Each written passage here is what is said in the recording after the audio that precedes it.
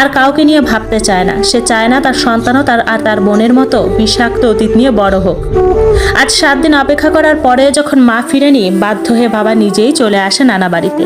মাকে যে ফোন দিবে তারও উপায় নেই, কারণ মার নিজস্ব ফোন নেই। অন্যদিকে তার শ্বশুর শালাকে ফোন দিলেও তারা তার নাম শুনেই কল কেটে দিয়েছে। এই 7 দিনে নাকি দাদির বাড়ির যা তা অবস্থা। দাদি বয়সের ভারে কাজ করতে পারে না, ফলে এটো থালা বাসন কাপড় চোপড় সব ওভাবেই পড়ে আছে 7 দিন ধরে। সেদিন অনুষ্ঠানের এটো থালা বাসনও পড়ে আছে, পুরো বাড়ি জুড়ে গন্ধ। অন্যদিকে ফুফুরা বাধ্য হয়ে নিজেদের কাজের জন্য কাজের মেয়ে রাখছে। তারা তাদের মাকেও বলেছিল কাজের মেয়ে রাখতে। তার কথা, মা ফিরলে তাকে দিয়ে সব কাজ করাবেন। আজকে বাধ্য হয়ে সে নিজেই বাবার কাছে যেয়ে বলল, আব্বা এমনি কি সংসার হয়?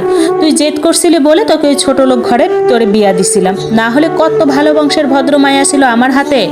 দেখ কত ব্যক্তমিজ মাইয়া মানুষ, সংসার রাইখা বাপের বাড়ি পইরা আছে। তোকে আজকে একটা সিদ্ধান্ত নিতেই হবে।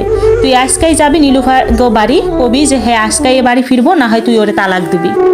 বাবা মনে হয় মায়ের আদেশেরই অপেক্ষায় ছিল। তারও যে মন চাচ্ছিল মাকে যেয়ে নিয়ে আসতে, কিন্তু মায়ের নিষেধ ছিল বলে যাওয়ার সাহস পাচ্ছিল না, পাছে যদি মা কষ্ট পায়।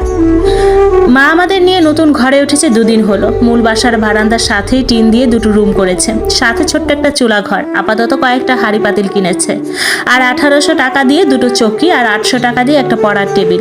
এদিকে বছরের 2য় মাস হয় আমাদেরকে এখানকার সরকারি স্কুলে ভর্তি করিয়ে দিয়েছে, নতুন টিউশনিও নিয়ে দিয়েছে। নিজেও ওই হোস্টেলের রাঁধুনি হিসেবে কাজ করছে। প্রতিবার রান্না শেষে হোস্টেল সুপার আমাদের জন্য খাবার পাঠিয়ে দেয় মায়ের সাথে। অন্যদিকে আমিও বসে নেই, এখানে পাশে এক মুদি দোকানে কর্মী হিসেবে ঢুকেছি।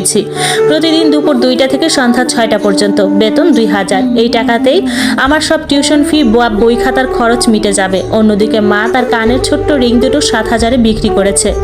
যদিও বিয়ের সব গহনায় দাদি বিয়ের রাতেই নিয়ে নিয়েছিল, এই রিং জোড়া সে লুকিয়ে রেখেছিল। শাশুড়ি নিয়ে নিবে এই ভয়ে সে কখনোই সেগুলো বের করেনি। যাই হোক, সর্বোপরি আমরা ভালোই আছি। আজকে হোস্টেলে দুপুরে রান্না শেষে হাতে খাবার নিয়ে মা বাসায় ঢুকছিল, কিন্তু বারান্দার কাছেই নানি তাকে থামিয়ে দেয়। ধীর কণ্ঠে বলে, জামাই আসছে, বৈঠক ঘরে তোর বাপের সাথে কথা বলে। বাবার কথা শুনেই যেন মায়ের রাগ সপ্তম আকাশে। রাগ এসে গেল বৈঠক ঘরে। যেই বলল, এখানে কি করতে এসেছেন? বাবা মায়ের কণ্ঠ শুনে চমকে উঠল। এ কোন নীলুফাকে দেখছে সে? 7 দিনেই এত পরিবর্তন? এই 7 দিনেই যেন চেহারাটা আরো উজ্জ্বল হয়েছে, স্বাস্থ্য একটু বেড়েছে।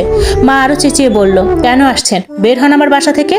মায়ের এরূপ ব্যবহারে অবাক হলো বাবা। আসার আগেও ভেবেছিল যে মা তাকে দেখার সাথে সাথেই চোখের পানি ফেলবে, ক্ষমা চাইবে, কিন্তু আসার পর থেকেই সে যেন অবাক হচ্ছে। এখানে আসার পরেই সে নানার কাছ থেকে জানতে পেরেছে মা কাছে মেয়েদের হোস্টেলে রাঁধুনির কাজ নিয়েছে। আমাদের সবার ব্যাপারেই সে টুকিটাকি জেনে গেছে।